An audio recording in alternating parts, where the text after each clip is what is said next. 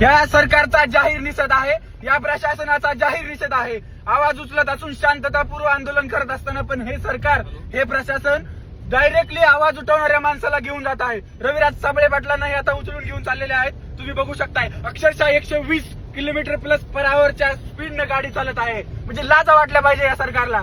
जर तुम्ही आवाज वाढवत असाल तर लगेच तुमचा आवाज दाबला जाईल, हे कदापि सहन केलं जाणार नाही।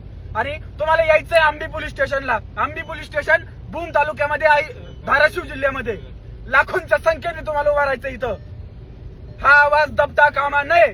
पोलीस सरकार डायरेक्टली नरड दाबतंय साबळे पाटलांचं, हे कदापि सहन केलं जाणार नाहीये।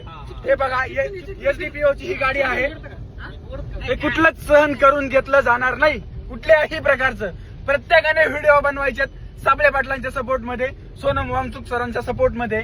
बीजेपी पार्टी जे दिल्लीचं आंदोलन झालं, हे जे प्रशासन करतंय, जे दिल्लीमध्ये प्रॉब्लेम झालेले आहे तेच आज महाराष्ट्रामध्ये होत आहे। तुम्ही हे उघड्या डोळ्याने बघताय। हे जे प्रशासन आहे त्याचा जाहीर निषेध आहे।